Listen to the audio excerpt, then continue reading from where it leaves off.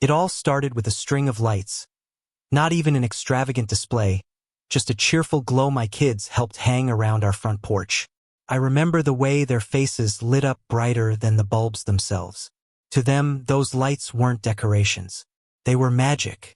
This was going to be our first real Christmas in the neighborhood. The first year Liam and Rose understood the meaning behind the tree, the ornaments, the cookies, the way we whispered wishes into the lights like they were listening.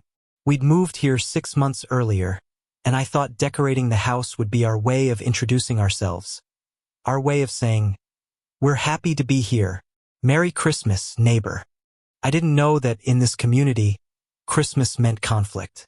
We live in a subdivision governed by a homeowners association.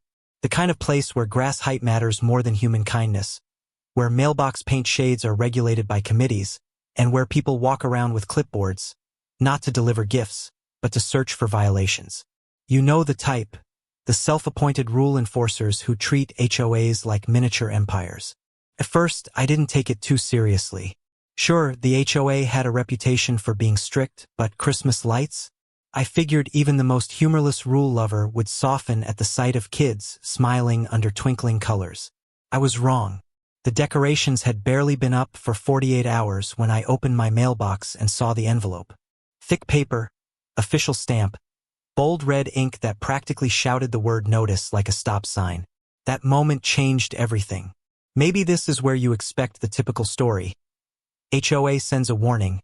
Homeowner takes down the lights. Kids cry. Christmas fades quietly. But that's not what happened here. Because when I read that letter, I didn't just see a violation. I saw something mean-spirited enough to steal joy from children.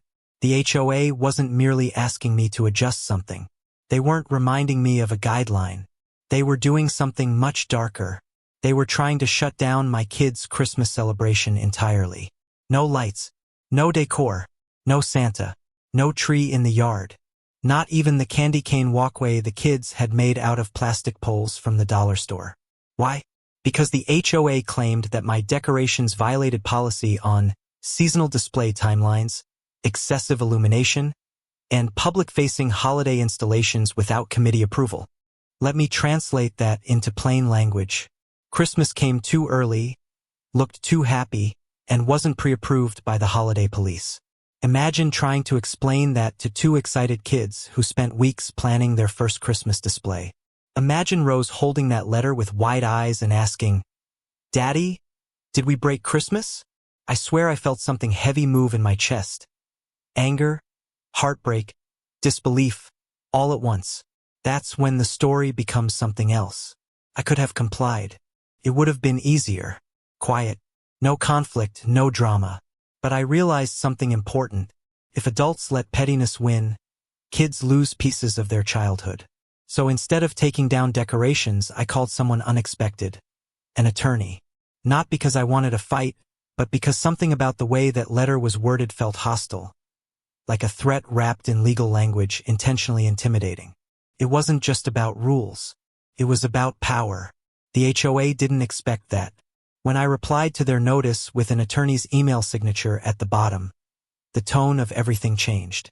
Suddenly, the HOA wasn't sending letters, they were sending warnings.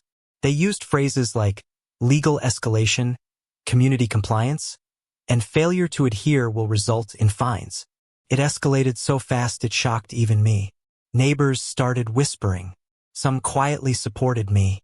Others sided with the HOA not because they cared, but because they feared what would happen if they didn't.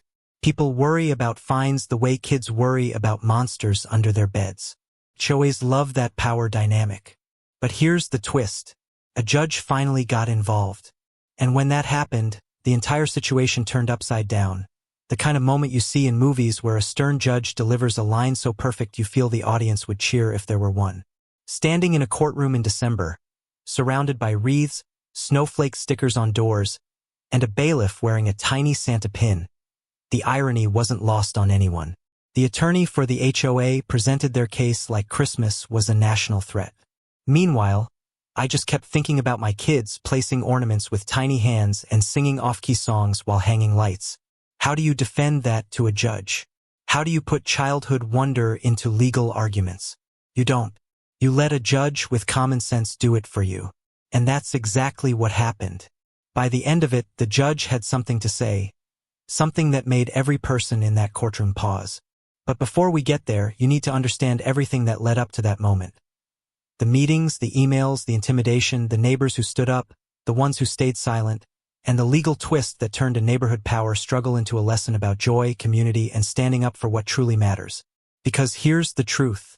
No one, not an HOA, not a committee, not a rulebook, gets to cancel Christmas for a child. And if they try, they might just get a legal lesson wrapped in holiday ribbon. If you believe no child's holiday should be controlled by petty power, like and share this story. Also subscribe the channel for more interesting videos on HOA Unjust Ice. Let everyone know, Christmas spirit isn't optional. It's unstoppable. I've always believed the law was something distant, something that existed in a realm far from everyday life. Courtrooms, judges, motions, injunctions, those were things for big cases, for tragic headlines, for people who lived in worlds different than mine. I never imagined that a plastic Santa, a few strings of LED lights, and 2 children's excitement could be the spark that pulled me straight into that world. Yet here I was, sitting at the dining table that still smelled like baking sugar cookies, staring at a printed copy of the HOA violation notice in front of me. The language wasn't just firm, it was intimidating. You don't need to be a lawyer to feel the weight of phrases like, failure to comply will result in sanctions, legal escalation, assessment of attorney's fees, and further enforcement action. It was like someone took a small family moment and turned it into a courtroom threat. I'm a project manager by profession. I spend my days organizing technical documentation, negotiating deadlines, and managing conflict between teams of engineers. But nothing in my career prepared me for the cold precision of someone turning Christmas into a legal violation. My kids were upstairs, singing along to a YouTube playlist of Christmas songs. Every so often, I could hear Rose mispronounce lyrics without realizing it, like she thought fa-la-la-la-la was fall in love a lot. That sound should have made me smile. Instead, it made the violation letter feel heavier. I read the notice again, slowly. The decorations installed on the property located at address constitute an unapproved public-facing seasonal installation. The illumination level exceeds the allowed threshold. Installation occurred prior to the authorized date range, and visible decor elements violate community standard aesthetics. Community standard aesthetics. The irony punched me. My kids had spent half a day deciding which ornaments would catch sunlight better. They stood on stools hanging plastic bulbs shaped like cartoon reindeer. Liam held the ladder while I secured wiring to the railing. Rose hugged a tangle of lights like a glowing blanket, smiling at her reflection in the window. Nothing about the experience was anything other than pure, innocent joy. And yet someone, multiple people technically, studied that moment and saw a violation. Not joy, not childhood, not family, a violation. I think that was the moment something changed in me. Not anger yet, that came later. First came disbelief, the kind that settles deep. I took the letter, walked out onto the porch, and stared at the decorations. It wasn't excessive.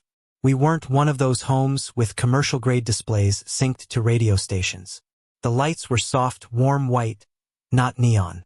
The inflatable Santa smiled politely, like he'd been trained for corporate events. The tree wasn't even outside. It was visible from the living room window. But to the HOA, that visibility was a threat. I remember whispering to myself, they can't be serious. But they were. I knew I needed real information. Facts, not emotion.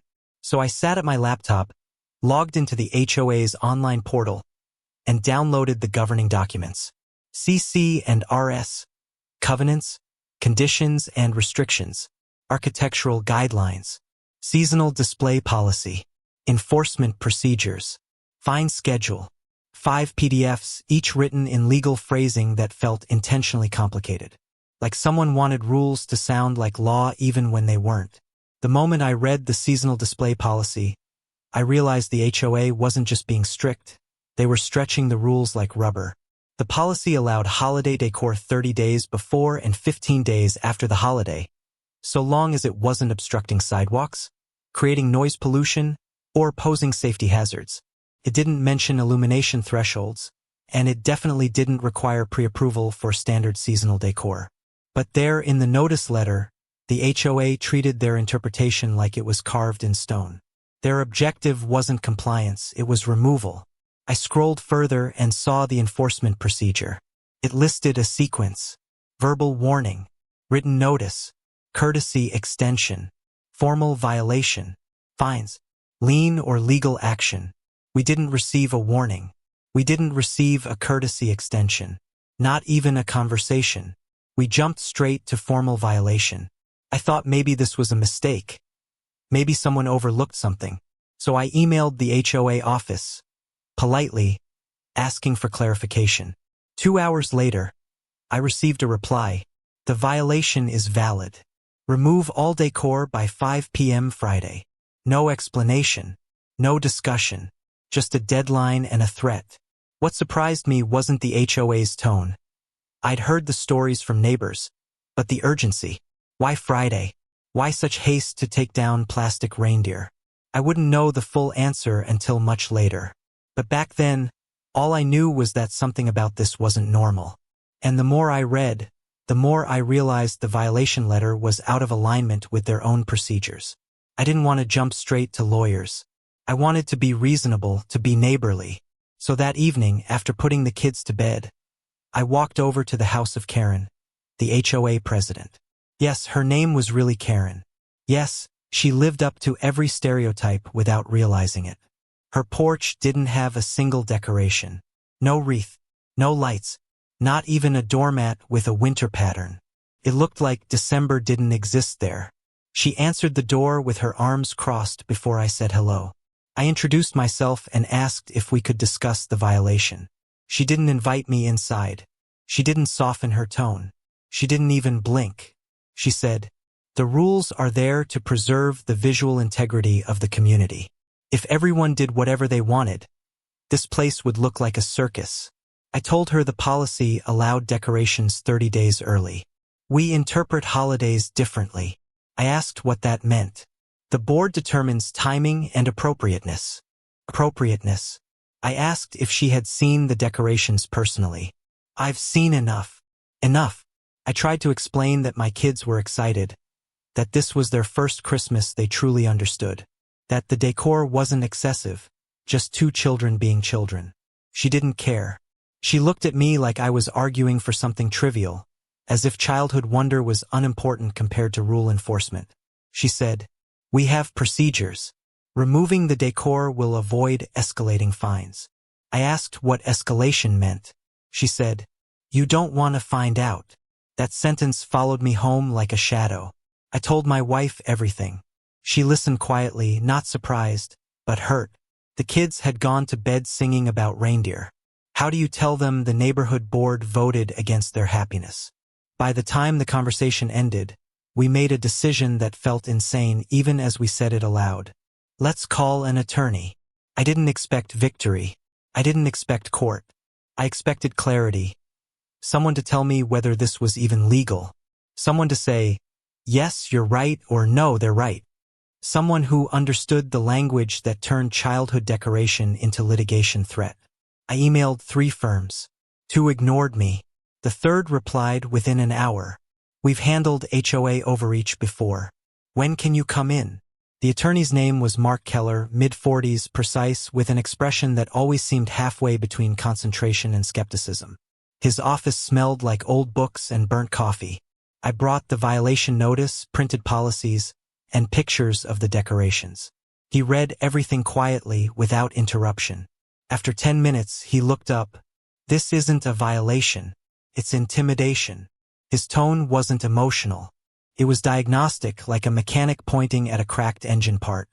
He explained how HOAs sometimes rely on fear of fines rather than actual rule enforcement, that they expect homeowners to comply out of anxiety rather than evidence. Most people don't read policy documents. Most don't challenge boards. Most don't want to be the one neighbor everyone whispers about. He pointed to the lack of a warning, the absence of procedure, and the invented illumination rule. Then he said something that shifted the entire direction. "We can challenge this formally, And if they escalate, it could go before a judge. A judge. Over Christmas lights. The absurdity made me laugh. Not out of humor, but disbelief. But Mark didn't laugh. He leaned forward. If this goes to court, judges don't like petty enforcement that affects children. Trust me. He wasn't promising victory. He was stating a pattern. HOAs lose credibility when they turn neighborhoods into dictatorships. He drafted a response, professional, direct, grounded in policy, citing the 30-day allowance, citing lack of warning, citing procedural bypass, citing absence of architectural concern, requesting withdrawal of the violation. He sent it to the HOA board. I thought that would be the end. It wasn't. The next day, I received an email from the HOA attorney, not the board. It said, "Our client stands by the violation. Remove all decor within 24 hours or face legal escalation." 24 hours. They shortened the deadline, doubling down. The tone was clear. They wanted a fight. Mark read the email and shook his head. They're overplaying this. He asked me a question. Do you want to go forward? I thought of Liam arranging candy canes along the walkway in a crooked line. I thought of Rose placing plastic reindeer and talking to them like they could hear her. I thought of the way she held the violation letter and whispered, "Is Santa not allowed?" Something in me hardened. Yes, let's go forward. So Mark filed a formal dispute resolution demand, citing improper enforcement. The HOA responded with their own escalation, a notice of intent to fine. By then, the neighborhood was buzzing. Some people walked past my house slowly, looking at the decorations like they were radioactive. Not because they hated them, but because they didn't want to be involved. Others quietly supported us. One neighbor, Angela, slipped a handwritten note in our mailbox. Don't back down. They've done this to others. Everyone's afraid. Afraid of fines, of retaliation, of being targeted. I learned something about HOAs very quickly. They don't need unanimous power to control a neighborhood. They only need silence. But we weren't silent. And when our dispute reached the point where mediation failed, Mark did something the HOA never expected. He filed for a temporary injunction. A legal request asking a judge to stop the HOA from forcing removal until the dispute was resolved. We weren't suing for damages. We weren't seeking money. We wanted one thing: let the kids have Christmas while we settle the disagreement. The filing included pictures of my children putting up decorations. Not staged, not dramatic, just candid images of two kids making memories. It also included the violation letter, the policies, and the timeline showing procedural breach. I assumed the judge would dismiss it as holiday nonsense. But he didn't. Instead, he set a hearing scheduled for December 19th, the week before Christmas. When I told the kids we were going to court to talk to a judge about Christmas, they didn't understand the gravity. Liam asked if the judge knew Santa personally. Part of me wanted to smile. Part of me wanted to cry. So we prepared, not like people preparing for a war, but like parents trying to protect a small piece of joy while bureaucracy tried to crush it. Mark coached me on what to say if asked questions. He said, "Just be honest. Don't exaggerate. Judges appreciate honesty more than theatrical arguments." The HOA hired their attorney, a man named Jeffrey, someone who looked like he billed in 6-minute increments and consumed policies for breakfast. He spoke like every sentence was a legal chess move. In the days leading up to the hearing, something unexpected happened. People who had stayed silent started speaking. A neighbor, board member from years ago, called me and said, "Their enforcement has gotten aggressive. You're doing the right thing."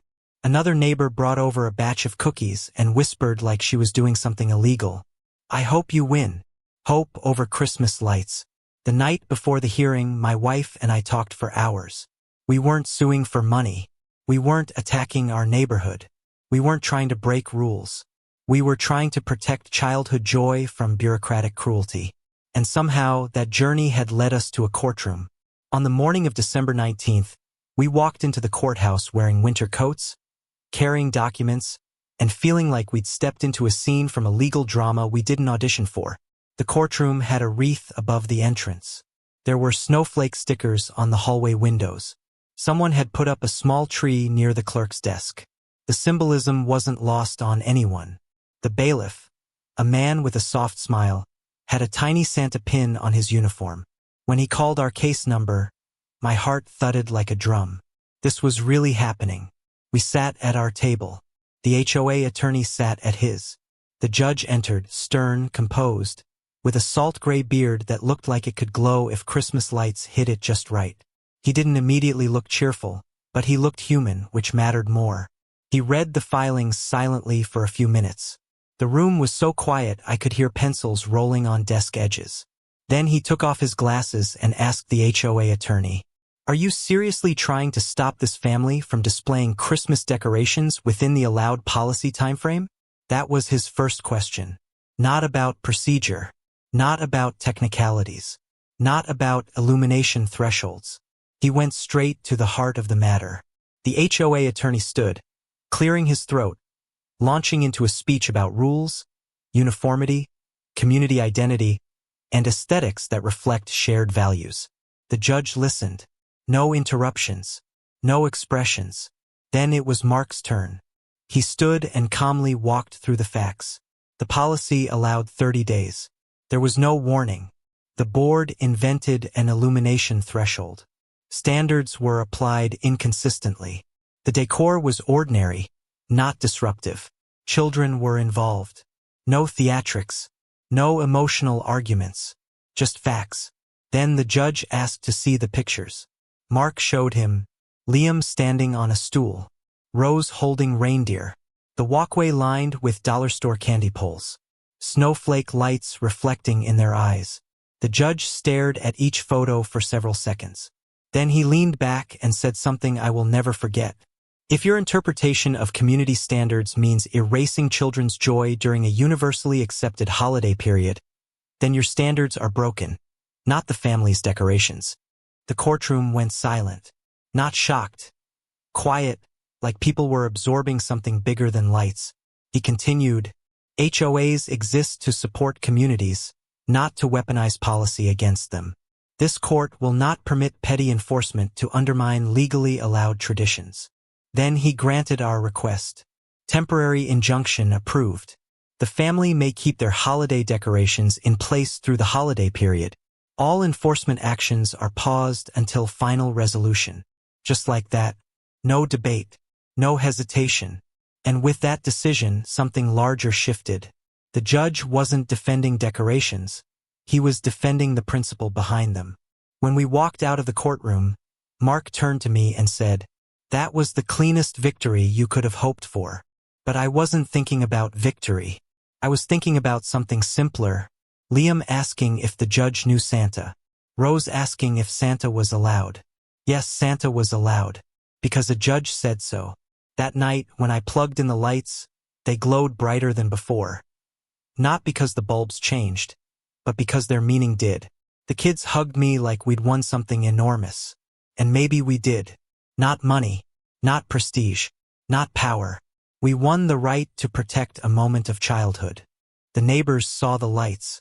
Some waved. Some smiled. Some whispered. But something in the air changed, the kind of shift that happens when someone pushes back against fear. And the HOA? They went quiet. For days. But that silence wasn't surrender, it was preparation. Because while part 1 tells how this started, part 2 will reveal how far the HOA was willing to go even after a judge's warning, and how one neighborhood learned that rules without humanity become cages. This wasn't the end. It was the beginning of a legal battle that would reshape how our community understood power, policy, and the value of joy. And it all started with a letter about Christmas lights.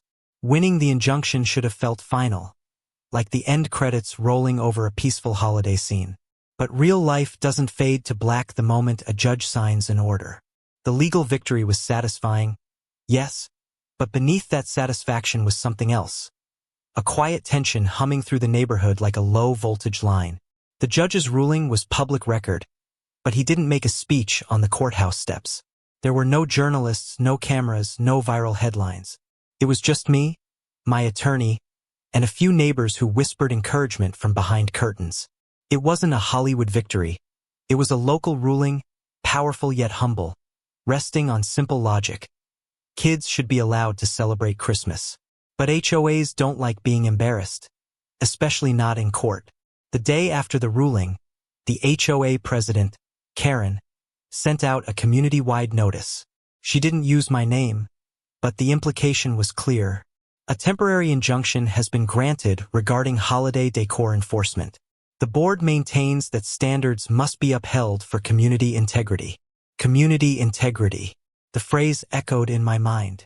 To the HOA, integrity meant symmetry, uniformity, compliance, the absence of anything that disrupted the visual order they believed they were protecting. To me, integrity meant honoring commitments, fairness, consistency, the values we teach our children. Two very different definitions of the same word. I expected tension from the HOA, but what I didn't expect was the neighborhood reaction. Some people smiled when they passed my house. Others made a point of looking at the decorations and nodding, like they approved of both the lights and the fight behind them. A few even added decorations of their own, a wreath here, a light strand there, as if my legal push had given them permission to express joy they previously suppressed. But a different reaction emerged too: resistance. In the days after the ruling, I noticed 3 houses remove their decorations entirely, not because they disagreed, but because they were afraid they'd be targeted next. Others whispered through half-open doors about not wanting to get involved. That phrase appeared like a cultural reflex, born out of a fear of conflict shaped by years of over-enforcement. Then there were the silent ones, the ones who disapproved. I felt that disapproval in the way some people avoided eye contact when walking their dogs. In the way committee members walking the block pretended not to see me when we passed each other. In the way people didn't clap or smile when lights glowed at night. Silence carries weight, often heavier than words. The injunction protected us from immediate enforcement, but it did something else, too. It exposed the HOA's behavior. Before, people whispered about enforcement. Now they watched it unfold legally, like someone shining a light into an attic everyone avoided. That kind of exposure doesn't go unanswered. On December 21st, just 2 days after the hearing, we received an email from the HOA attorney. The subject line made my stomach twist. Upcoming review and policy clarification. Inside it read, the board intends to review the seasonal decor policy for future enforcement consistency. Community members are encouraged to attend. The board will not be discussing pending legal matters. Pending legal matters, plural. That wording meant something very specific. The HOA wasn't retreating. They were regrouping. Mark read the email and nodded slowly, like he'd expected this. He explained that when HOAs lose in front of a judge, they often react with policy changes to assert control in the future. The goal isn't revenge. It's restoration of authority. They're trying to make sure this never happens again, he said. Not just to you, to anyone. His tone was analytical, not fearful. But mine was different. I wasn't a lawyer analyzing case trends. I was a father who just fought to save his kids' Christmas. And now I could see the next battle forming in the shadows. Christmas was only days away. I wanted peace, not escalation. So I made a decision that surprised even me. I would attend the policy review meeting. Not to argue. Not to provoke. But to listen, and to let them see that I wasn't hiding. The meeting room was in the clubhouse. A modern space with clean lines, neutral paint, and a large table surrounded by chairs that tried too hard to look important. There were more people than I expected. 22 residents, 5 board members, and the HOA attorney, Jeffrey, sitting with crossed arms like he was preparing for trial instead of discussion. Karen sat at the head of the table, smiling with a tightness that didn't reach her eyes. When she spotted me, her expression didn't shift. She only blinked twice, a subtle signal of discomfort. The meeting began with an agenda overview, policy review, future enforcement, community standards, holiday decor guidelines, open questions, time permitting. I took a seat near the back. Mark attended as well, not because he needed to, but because he understood the importance of presence. His notebook was open, pen ready. Karen began with a statement that was clearly written by the attorney. The board values celebrations and traditions. Our goal is to ensure uniformity and fairness without undermining individual enjoyment. On the surface, it sounded cooperative. But the next sentence revealed the truth. Holiday displays have become increasingly elaborate, risking aesthetic imbalance and potential safety issues. Elaborate? My kids' reindeer were made of plastic. Safety issues? The lights were LED low voltage. The language was strategic, vague enough to justify any restriction, broad enough to cast a net around anything they disliked. Then Karen said, "The board proposes limiting external decor to minimal lighting and wreaths, with no inflatables or visible yard installations." That hit me like a punch. No inflatables, meaning no Santa. No yard installations, meaning no candy cane walkway. Minimal lighting, meaning no glow around the porch. Every piece of joy my kids created would be banned. Not this year because of the injunction, but next year and every year after. I felt my jaw tighten. The room was quiet, but the quiet wasn't agreement, it was discomfort. People fear being the first voice in a room ruled by authority. Then someone spoke, unexpectedly. It was Angela, the same neighbor who left the supportive note in our mailbox. She stood up, hands trembling slightly, and said, "I think the decorations are beautiful. My daughter loved seeing them. I don't understand why we need to restrict something so harmless." It was a simple statement, but it broke something open. Karen leaned forward, hands clasped in front of her as though she was addressing a child. "We respect your opinion, but some displays can be excessive. We have to think about property values." Property values. There it was, the argument HOAs love. The suggestion that joy is a threat to investment. Angela frowned. Christmas lights lower property values? Jeffrey, the HOA attorney, spoke for the first time. Excessive illumination can create visual clutter that affects community perception. Community perception. Not real value perception. I felt a surge of frustration. Not anger, not yet, but the kind that rises when logic is twisted into intimidation. Another neighbor stood, not someone I knew well. His tone was cautious, like he was stepping onto thin ice. "Aren't we overcorrecting because of one case?" "One case. Me," Karen replied, voice crisp. "This isn't about a single situation.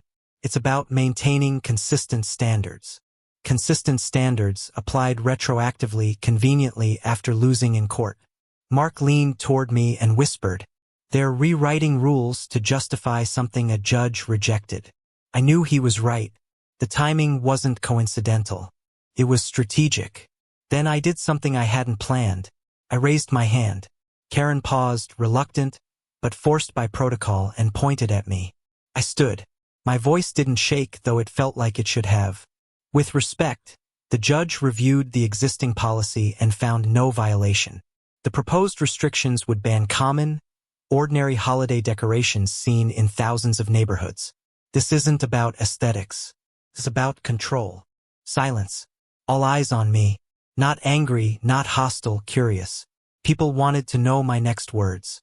If the goal is fairness, enforcement must reflect policy, not personal opinion. The proposed changes are so restrictive they would erase a tradition almost every family celebrates in their own way. Karen's posture stiffened. She replied, "We are not obligated to align our standards with judicial opinions. The board determines community values." That sentence struck me. We are not obligated to align with judicial opinions. It was true legally, but damning ethically. Then Mark stood. His voice was calm, legal, precise. If this policy is adopted in response to a single event, it may constitute retaliatory action against a protected court decision. The board should consider legal implications. He wasn't threatening. He was warning. The attorney narrowed his eyes. "Are you implying litigation?" Mark didn't blink. "I'm implying consequence." Every breath in the room held still. Karen looked around, calculating the mood. Even those silent before now wore expressions of uncertainty. She shifted. "Perhaps we should table the policy vote until after the holidays." It wasn't surrender, it was delay. But it was something. The meeting moved on to vague discussions about community harmony and standardized aesthetics. But the mood had shifted. The room wasn't echoing her authority anymore. It had cracks, small but visible. After the meeting, people approached us. One man whispered, "They've been doing this for years. Nobody fights." A woman said, "Thank you for speaking. I don't have the courage." Another person, "I wanted to say something, but I was scared." Fear. The invisible backbone of HOA power. Not consensus. Not democracy. Fear. When we walked back home, the street was quiet. Lights glowed faintly on several houses now. Decorations I hadn't noticed before. Maybe they added them because they felt encouraged. Maybe they'd always been there, hidden behind my own conflict. When I reached my porch, I paused. The decorations looked exactly the same, but they felt different. They weren't just holiday decor. They were evidence. Evidence that people will defend joy when someone finally stands up first. Over the next week, Christmas unfolded as it should, with baking, movies, late-night laughter, and the kind of moments people forget until they remember them decades later. My kids didn't know they had been the center of a political struggle over lights. They didn't know about injunctions or policy revisions. They only knew that Santa waved from the porch and candy canes guided the path to the door. On Christmas morning, I watched them tear into wrapping paper, their smiles wide enough to erase every courtroom memory. The fight was worth it, not because of lights, but because of this image, joy unbothered. But the story didn't end at Christmas. After New Year's, reality returned. The HOA scheduled a board session on policy revision, and this time, their tone wasn't defensive. It was strategic. They circulated a draft policy that included limiting decor height to 24 inches, restricting lighting to a single strand per property frontage, banning inflatables entirely, prohibiting visible yard decor, requiring pre-approval for lighting plans, restricting decor to door wreaths only. Door wreaths only. Anything beyond that required architectural approval. Something previously reserved for structural changes like porch expansions or window replacements. The intent was clear. They couldn't win under existing rules, so they would rewrite the rules. Mark looked at the draft and said, "This is worse than expected." I felt exhaustion pull at me. I didn't want to fight every year. I didn't want my kids to grow up with their father at war with a board over celebrations. I didn't want to be the symbol of conflict. But backing down meant surrendering not just my rights, but everyone's. We met with Mark again. He laid out options. Option 1. Accept the new policy. Stop fighting. Celebrate quietly. Let the HOA win by redesign. But that meant future families wouldn't be able to do what we did. It meant my kids might one day tell their kids they aren't allowed to decorate the way they once did. Option 2. Challenge the policy. Argue that the changes were retaliatory, a direct response to a protected injunction. This involved a longer battle, potentially costly, with no guaranteed outcome. Option 3. Expose the HOA. Public. Media. Community pressure. Not my style, not during something that involved my kids. I felt trapped, like every option carried its own harm. But then Mark said something that snapped everything into clarity. They are betting on your exhaustion. He was right. The board wasn't trying to win legally, they were trying to win psychologically. Make it tiring. Make it unpleasant. Make it so hard that anyone who fights once never fights twice. That's how irrational rules become tradition. I thought of Angela's trembling voice, the neighbor whispering about fear, the people thanking me for speaking. It wasn't just about decorations. It was about resistance to small tyrannies. So I didn't give up. We filed a formal complaint stating that revising policy immediately after losing an injunction constituted retaliatory governance, especially when the revision targeted the exact conduct protected by the court. This wasn't emotional. It wasn't dramatic. It was precise. Legal language where feeling was strong. The timing, content, and scope of the proposed policy revisions suggest punitive motive and undermine fair governance. The board responded with denial, of course, claiming it was part of long-term planning. But their draft had no evidence of prior work, no notes, no proposals before the injunction. Then something pivotal happened. One board member, David, a finance analyst, resigned. His resignation letter circulated quietly. I did not join the board to restrict family traditions. The current direction does not reflect community values or my own. That letter changed everything. When someone from the inside breaks silence, the structure cracks. Suddenly, people weren't whispering. They were discussing openly. Residents emailed each other, texted, formed small groups. People attended meetings who had never stepped inside the clubhouse before. Some were angry, tired of rules. Some were curious, seeking perspective. Some just wanted to understand why a holiday tradition became a legal issue. The board wasn't prepared for resistance at scale.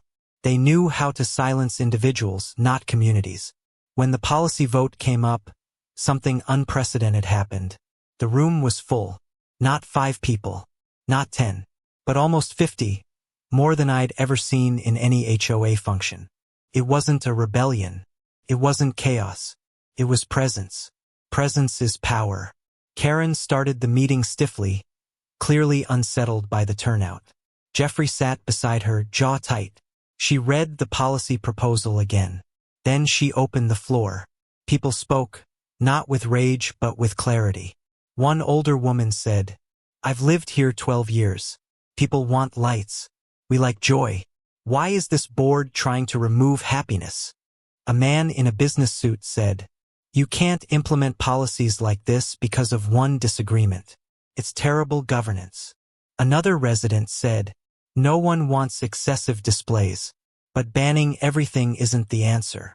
Voices rose, not against each other, but together. Someone called out, "Put it to a vote."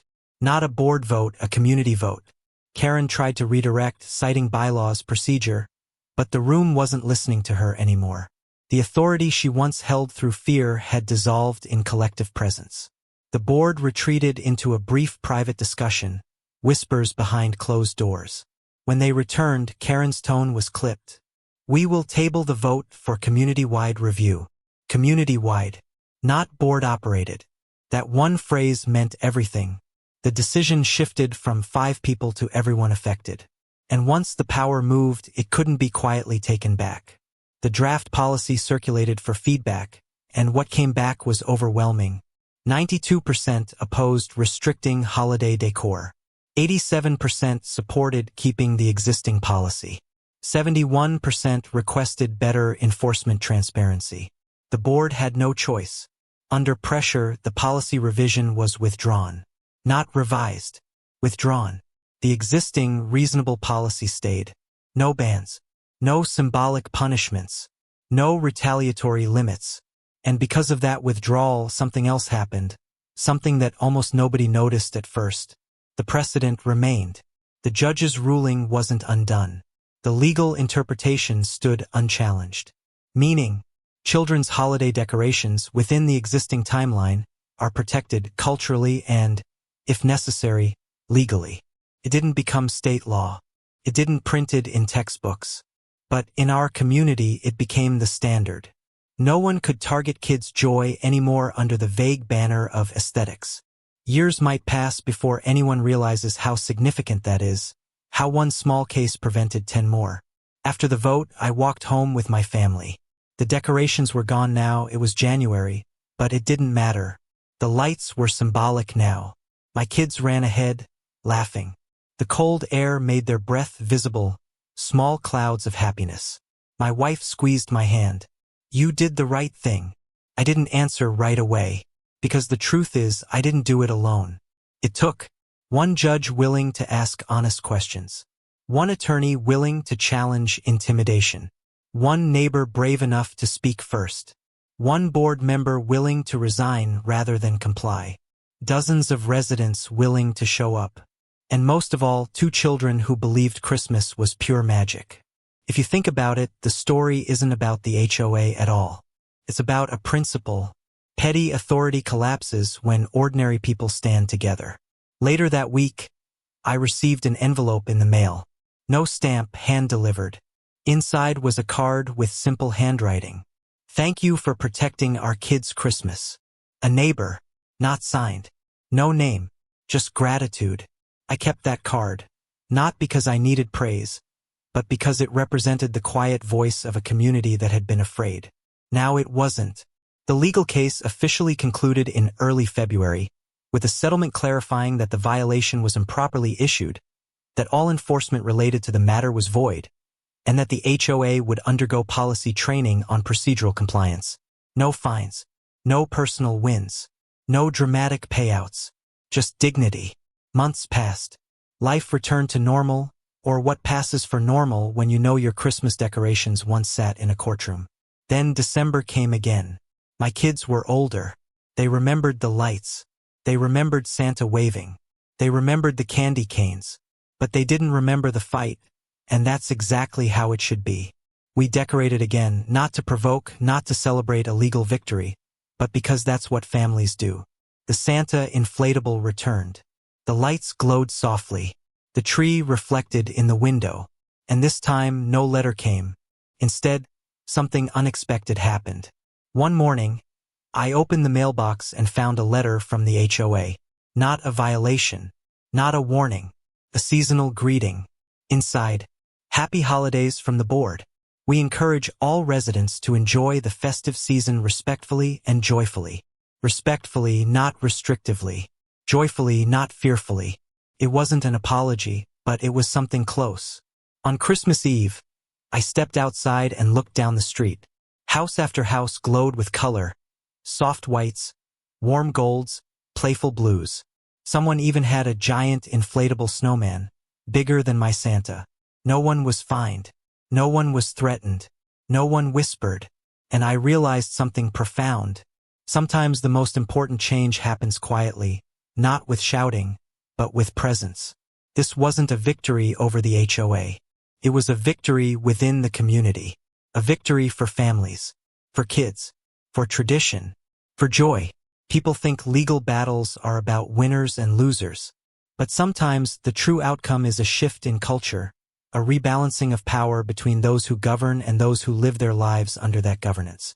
The lights didn't change the world, but they changed our world. And that's enough. Because someday, when my kids are old enough to understand, I'll tell them the story. How Santa went to court. How a judge defended Christmas. How neighbors found their voices. How rules can be challenged when they are wrong. How joy isn't something you accept permission for. It's something you protect. And when they hear it, I hope they learn something bigger than any holiday. Stand up when someone tries to take away what's important, even if it seems small. Small things matter. Small traditions matter. Small joys matter, especially when you're a child. The second Christmas after the injunction felt peaceful on the surface. The kind of peace that arrives after a storm leaves a landscape changed. The decorations glowed without tension. Cars drove by without slowing to stare in judgment. And no certified letters appeared in our mailbox threatening fines for plastic reindeer. But peace after conflict is never just silence. It's a rearrangement of power. Most people think that legal battles end with the stroke of a judge's pen. In reality, they end with culture shifting, with behavior changing, and with unspoken agreements reshaped by what everyone witnessed. This wasn't just about lights. It was about the kind of community we were becoming, and how power behaves after being confronted publicly. I didn't fully understand the depth of that change until months later, when something happened I never expected. The HOA election cycle arrived and people wanted change. Not because of a crusade. Not because I campaigned. Not because someone gave speeches about ending tyranny. It happened because ordinary people realized they had a voice, and that voice could be used to challenge bad governance. By early spring, the board posted its annual call for nominations for the HOA board. Normally, nobody replied. Every year the same pattern repeated. Existing board members ran unopposed, votes were symbolic, and leadership rotated quietly between a few individuals. The system wasn't designed to be corrupt, it was designed to be easy. And ease, unchecked, becomes complacency. Complacency becomes entitlement. Entitlement becomes power without accountability. But this year was different. Within days of the notice, my phone buzzed with messages. You should run. We need someone who will stand up. You defended all of us. Please consider being on the board. Me? On the board? It wasn't my ambition.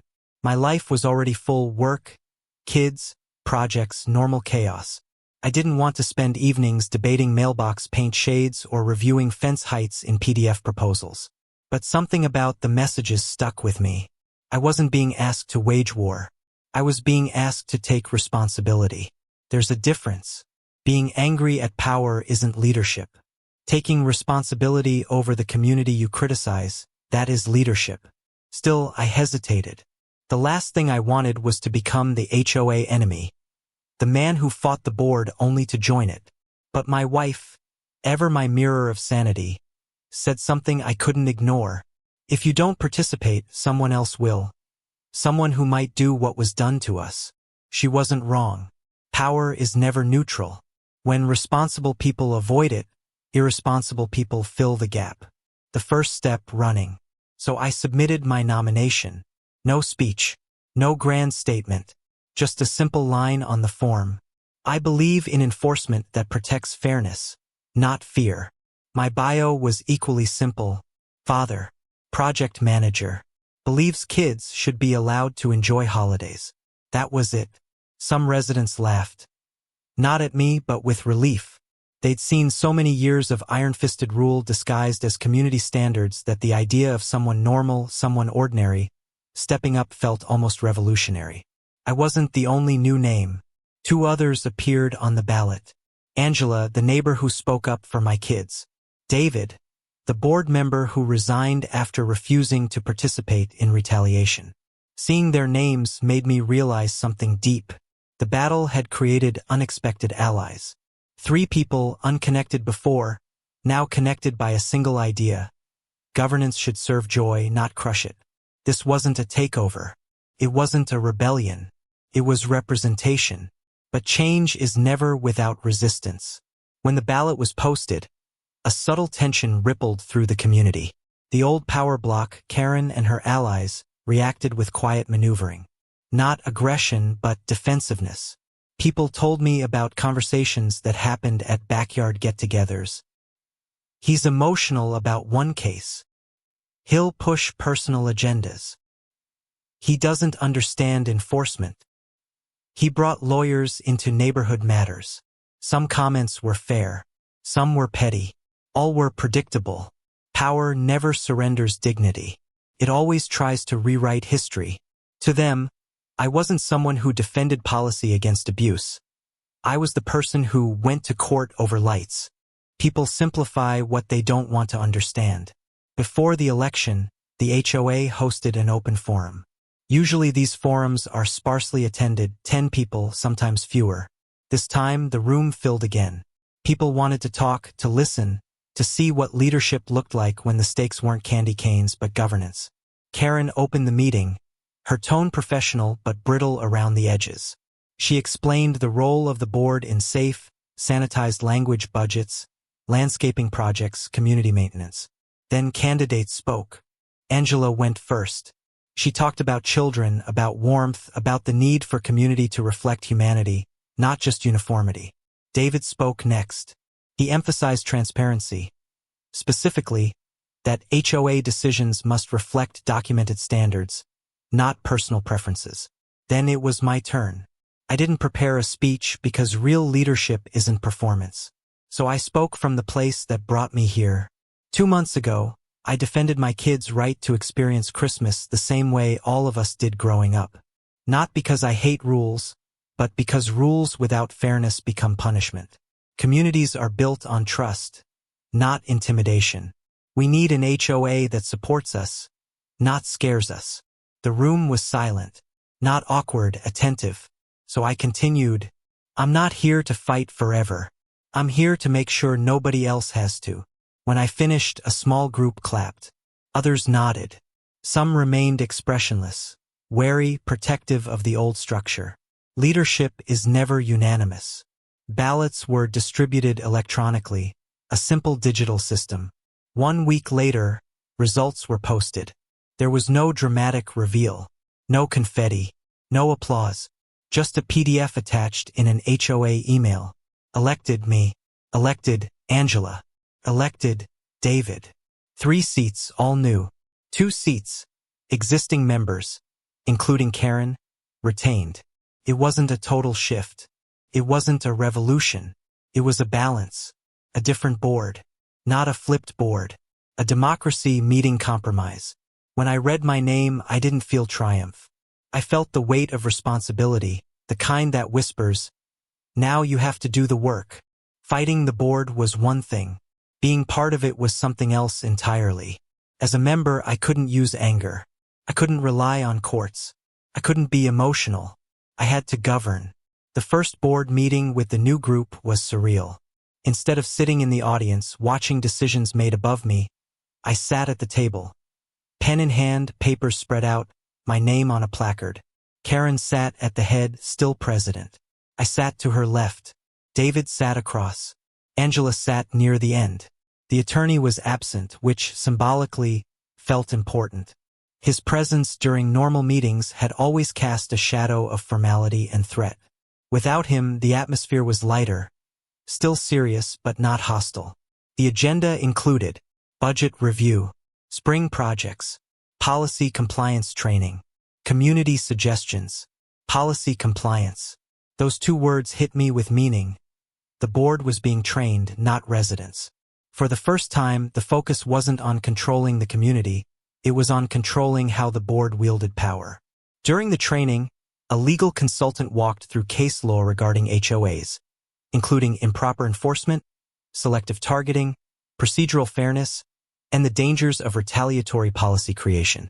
Watching Karen hear those words was a moment I'll never forget. She wasn't evil. She wasn't a villain. She was a person who spent years believing that enforcing rules harshly was protecting the community, and a judge had shown her that her sense of order was hurting the very people she thought she was serving. Power shapes psychology. It convinces good people that control equals care.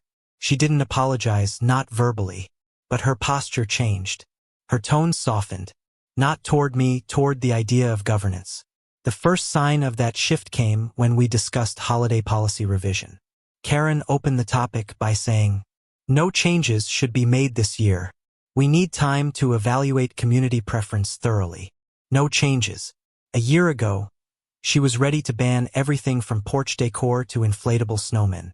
Now she wanted to wait to gather input to consider people. Was it personal growth? Was it political realism? Was it a legal lesson learned?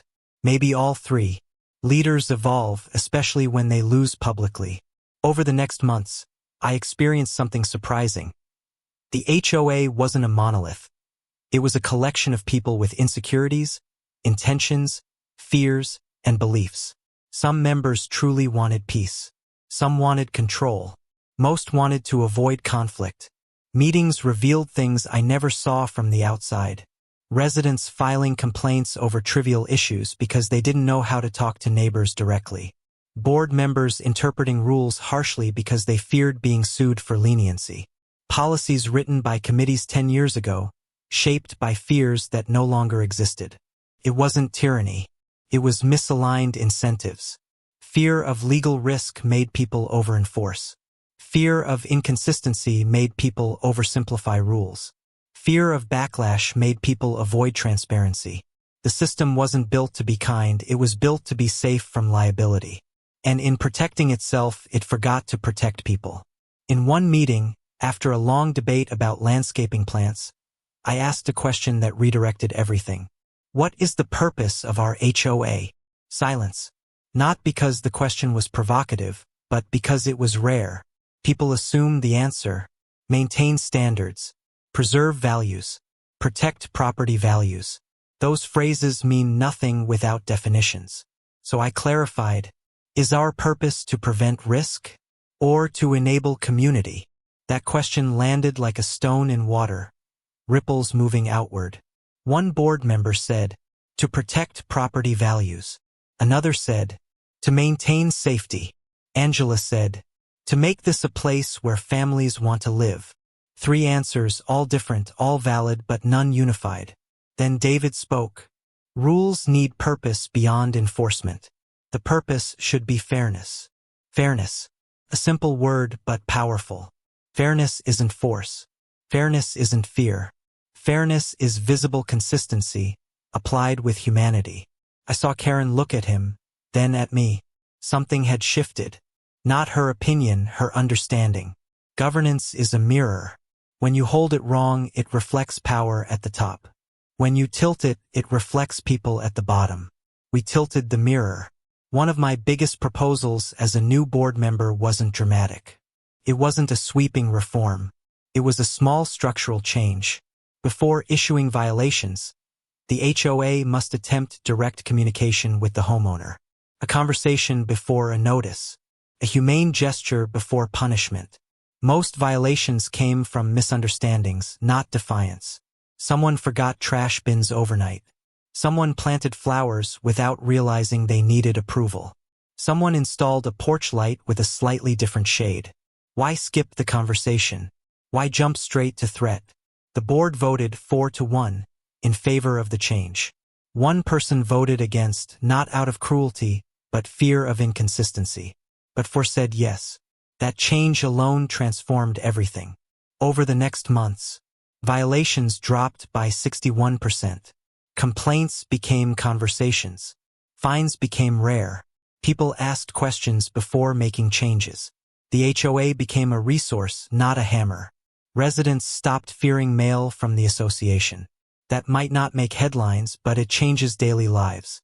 The next holiday season, something symbolic happened. Something that told me culture had truly shifted. The HOA held a holiday decorations contest. Not a competition for extravagance, but a celebration of creativity. Categories included best lights, most wholesome display, kids' choice, community favorite. The board used association funds for small gift cards, nothing extravagant, but it symbolized something deeper. The HOA wasn't just allowing Christmas. It was celebrating it. During the event, people walked street to street, admiring displays. Kids voted with stickers for their favorites. Someone set up a hot chocolate stand. A neighbor dressed as Santa. Another put speakers in their yard playing soft holiday music. For the first time, the holiday wasn't isolated to individual homes. It was shared space. And then something happened that melted me. My kid's Santa, the one that sparked everything, won Kids' Choice Award. It wasn't the biggest display. It wasn't the brightest. It wasn't the most professional. But it was the symbol. Kids knew the story in their way. They didn't understand injunctions or policy. They understood one thing. This Santa stayed. I watched Liam and Rose hold their small certificate, jumping up and down. Not because they won an award, but because their Santa meant something. People clapped. Some adults cried quietly. Not over decorations. Over meaning. Behind me, someone whispered, "This is how it should be." Yes, this is how it should be. Later that evening, while kids ran around the community park, Karen walked up to me. Her expression wasn't defensive. It wasn't bitter. It was thoughtful. She said, "I was wrong about a lot of things. Not an apology, but acknowledgement." I nodded, but stayed quiet. She continued, "I believed rules protected people. I didn't realize they were hurting them. You made me see that." For the first time, I saw her not as the antagonist, but as a person shaped by years of responsibility and fear. Leaders who fear mistakes enforce rules like armor. People forget that power isolates. It narrows perspective. It makes every decision feel like a risk, even when it's just about lights and candy canes. I said, "We're all learning." She smiled, small, genuine. Then she said, "Thank you for fighting me. And thank your kids.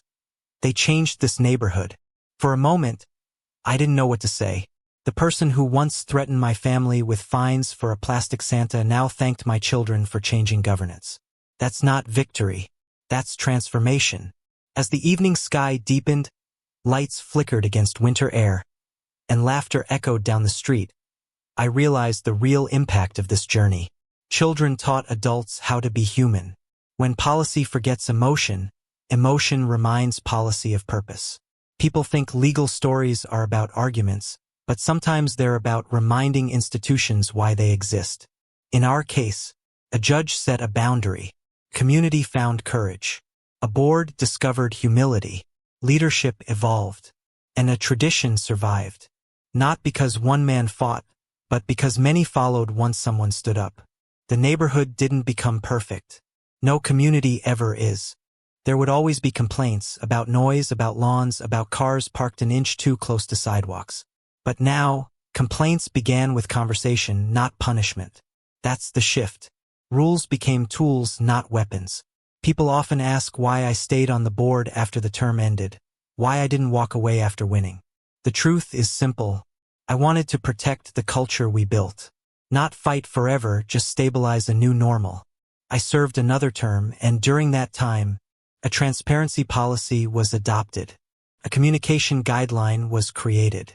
Violation letters required evidence and procedural proof. Holiday decor was reaffirmed as protected tradition. The HOA led community-building events, not enforcement campaigns. And kids grew up believing Christmas belonged to them, not a panel. Then, when everything felt stable, when I was sure no one could easily undo what we built, I resigned. Not dramatically, not ceremonially, just peacefully. Leadership is about creating systems that don't need you anymore. I stepped back into normal life, being a father, a neighbor, a person who decorates a porch with his kids. The next election, new voices ran. Younger people, parents, neighbors, people with values that reflected what our community had become. And I watched with pride as a tradition continued, not because one judge ruled once, but because people remembered why it mattered.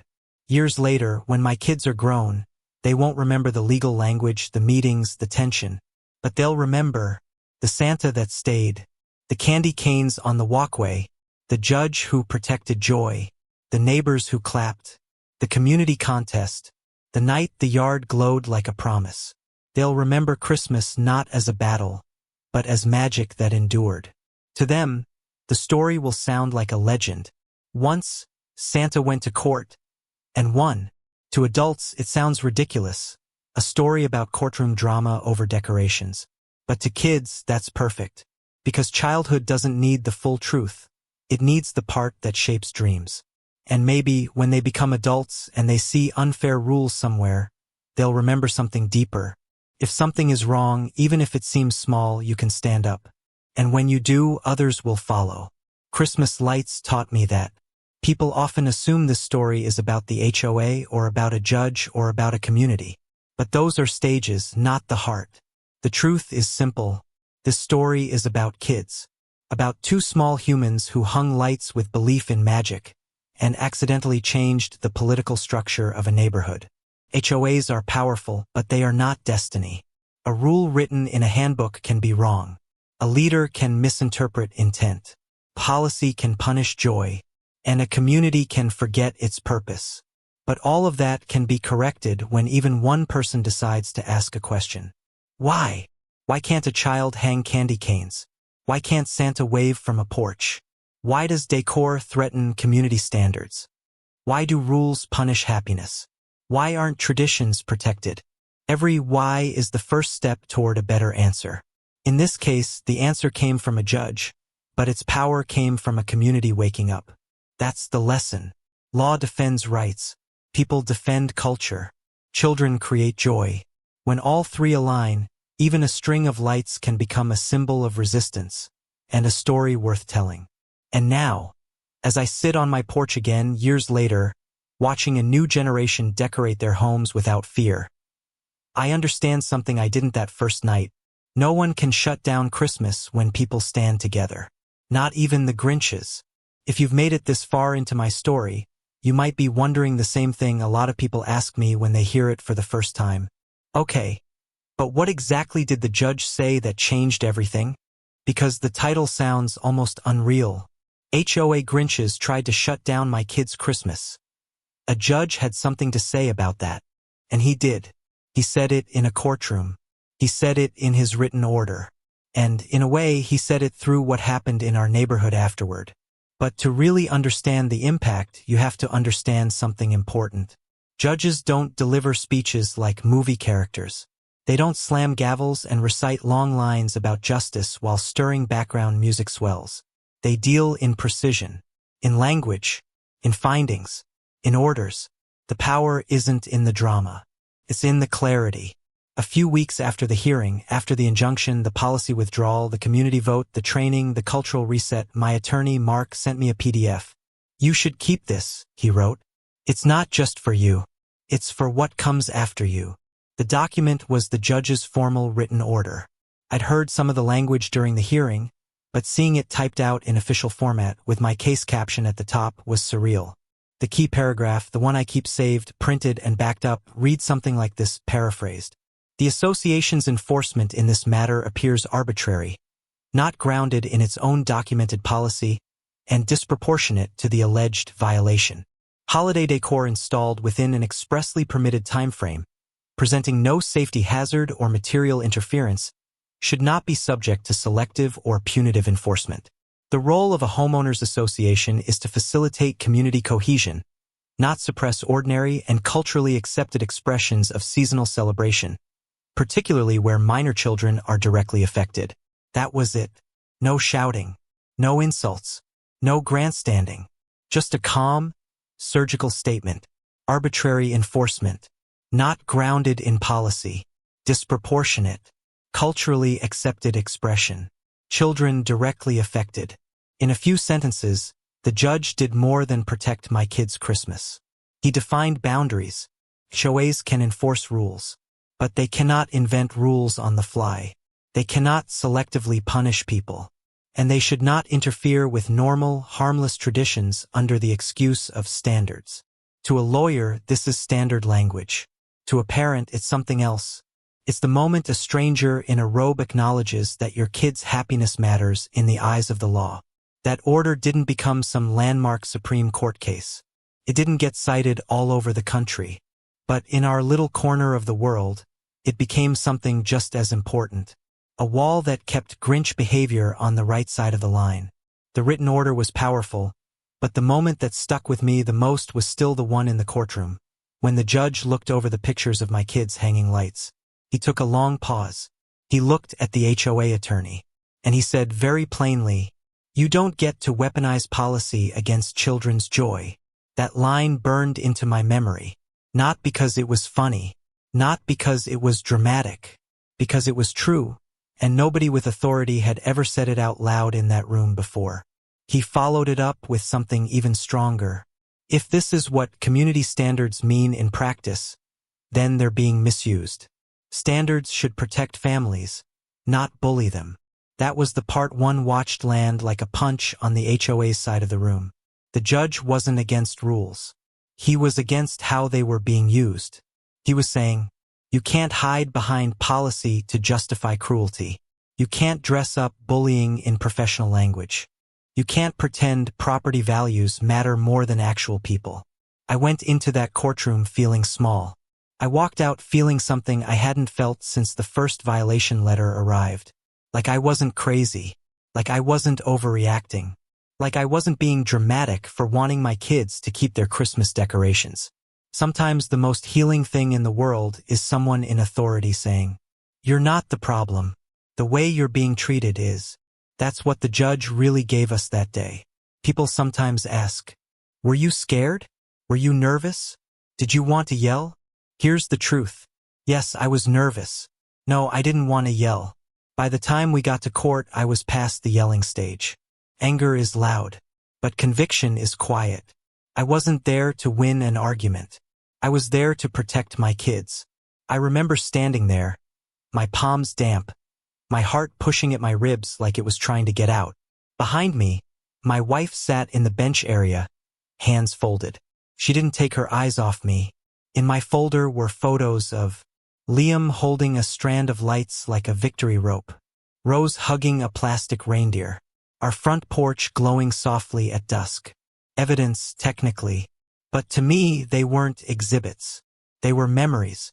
At one point, the HOA attorney tried to frame the decorations as visual disruption. The words sounded ridiculous even as he said them, but they were wrapped in professional tone, which gave them a false weight. That's how power often works. It uses vocabulary as armor. Non-compliant, excessive illumination, improper installation timing, disruptive visibility. All those phrases, and all we'd done was hang lights like 100 million other families in December. When the judge pushed his glasses up and said, "I've seen the photos. This is ordinary holiday decor," I could have collapsed from relief, because in that moment, the courtroom wasn't just a legal arena. It was a sanity check, and we passed. If you strip this story down to its bones, it's not really about Christmas or lights or plastic Santa. It's about how power behaves when people don't challenge it. Here's what I learned the hard way, and what I hope you never have to. Power gets lazy when nobody questions it. Rules stop being tools and start being weapons. Some people equate strictness with doing their job well. But strictness without context isn't professionalism. It's control. Fear is the main enforcement mechanism. Not policy, not law, just people being afraid of conflict, fines, and retaliation. Most people think they're alone in their frustration, until one person stands up, and suddenly they're not alone anymore. Judges are not impressed by pettiness. A courtroom is a terrible place to try to justify bullying. The strangest part? The HOA didn't start as some villainous entity. It became one slowly through unquestioned habits. Over-enforcement normalized as duty. People too tired or scared to push back. My case didn't expose evil. It exposed imbalance. And balance is something you can restore. I also learned some uncomfortable things about myself. I realized that before all this happened, I was exactly like most of my neighbors. I didn't read the CC and RS carefully. I rolled my eyes at the HOA but never showed up to meetings. I assumed someone else would deal with any problems. I wanted the benefits of a nice, orderly community without the responsibility of participating in how it was run. It took a threat to my kids' happiness to snap me out of that passivity. Now, when I look back, I ask myself, would I have stood up if it was just about my own decoration? No kids involved? No family memories? That question hurts to think about, because I'm not entirely sure the answer would have been yes. Sometimes we only get brave when something precious is at stake. In my case, it was my children's first real Christmas, the one they would remember. The one with the candy canes, the lights, and the story they'd tell their kids someday. That's what finally pushed me into action. Since all this happened, neighbors and even strangers online have asked me for advice about dealing with abusive HOAs. I'm not a lawyer, and I always start by saying that. But I am someone who went all the way to court and lived to tell about it. So here's what I say, as plainly as I can. 1. Read your documents. Not skimming. Reading. CC and RS. Architectural rules. Fine schedules. Enforcement procedures. You can't challenge misuse of rules if you don't know what the rules are. 2. Document everything. Every letter. Every email. Every photo. Every interaction. The HOA had their notice. We had their policy, their violation letter, their inconsistencies. Courts don't react to vibes. They react to evidence. 3. Stay calm, even when they aren't. Anger makes great online rants. It makes terrible legal strategy. I didn't call anyone names. I didn't threaten anyone. I didn't make it personal, even when it felt personal. We kept everything focused on policy, procedure, fairness. That's why the judge listened. 4. Get legal advice early. I didn't hire Mark because I wanted revenge. I hired him because I wanted clarity. Sometimes the best thing a lawyer does for you is tell you, "You're right, and here's the path." Or, "You're wrong, and here's why." In my case, he confirmed what I felt deep down. This isn't enforcement. It's intimidation. 5. You don't have to hate HOAs to fix them. I don't hate our HOA, I served on it. I don't think rules are bad. I think unfair rules are bad. You can want clean streets, safe structures, neat lawns, without wanting fear, punishment, arbitrary control. You're allowed to want both order and kindness. I didn't immediately tell my kids the full story. When they were young, they just knew. The HOA didn't like Santa. Daddy and Mommy talked to a judge. The judge said Santa could stay. Now other kids get to have Santa too. That's all they needed. But as they grew older, the questions got deeper. Dad, why didn't they want the decorations? Why were they so strict? Did we do something wrong? That last question always hits me, because that's what bad authority does. It makes innocent people, even children, question whether their joy is a problem. So I told them the truth. In age-appropriate pieces, I said, some grown-ups care more about rules than about people. They thought the rules were more important than your happiness. We disagreed. A judge agreed with us. Now things are better. And when they were finally old enough to really understand, I added, sometimes doing the right thing means being the one person who refuses to be quiet. It's scary, but it's worth it. They asked if I was scared. I told them yes, because courage isn't the absence of fear. It's deciding something else matters more. One night, years after all this, I was out walking the dog in December. The air was sharp and cold. Lights blinked gently on almost every house. Inflatable Santas, reindeer, snowmen, trees, all over the place. No letters, no violations, no frantic whispers about what the board might do. Just Christmas. A group of kids were chasing each other down the sidewalk, wearing light-up necklaces and fuzzy hats. They darted past my house, then slowed to stare at our Santa. One of them said, "My mom told me this Santa went to court and beat the Grinch HOA." The others laughed, like it was the funniest myth they'd ever heard. To them, it was a legend. To me, it was a memory. But in that moment, it hit me. We hadn't just saved one Christmas. We changed how this neighborhood treats all of them. All because one judge in one courtroom on one December day decided to say, no, this is too far. In the end, it boils down to this. Legally, he said, the enforcement is arbitrary, disproportionate, and not supported by your own policy. Practically, he said, you can't punish normal family joy. Morally, he said, if your system crushes children's happiness, your system is broken, not the children.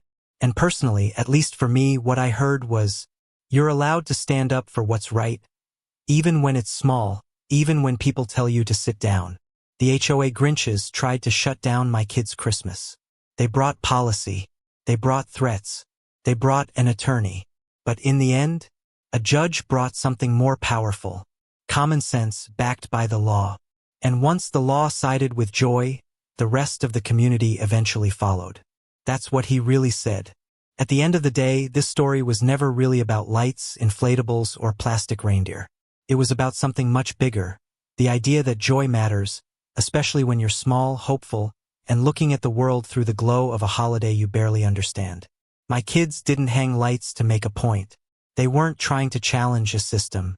They just wanted Christmas loud, bright, unapologetic. And when someone tried to take that from them, I learned something I'll never forget. Rules exist to protect people, not to crush the things that make life beautiful. We didn't walk into a courtroom to win a fight. We walked in to keep childhood intact. That judge didn't just protect my family that day. He reminded an entire community what our values really are. Kindness, fairness, and the freedom for kids to believe in something magical. If one letter can threaten joy, then one voice can defend it. If one family stands up, others will too. That's how neighborhoods change. That's how fear breaks. That's how traditions survive. No homeowner's manual, policy book, or committee opinion should ever be stronger than a child's smile on Christmas morning. Remember that. If you believe no one should be bullied out of their traditions, share this story. Tell it to parents, neighbors, and anyone who's ever been told to shrink their happiness to make someone else comfortable. Because sometimes the biggest battles start with the smallest things. A string of lights, a plastic Santa, a moment of joy worth defending. Don't let the Grinches win. Not in your neighborhood, not in someone else's. Stand up, speak kindly, fight fairly, protect joy. Whether it's Christmas or any tradition that matters to your family, remember, happiness is worth defending. If this inspired you, spread it. Tell your HOA, tell your city, tell your friends. Nobody cancels Christmas.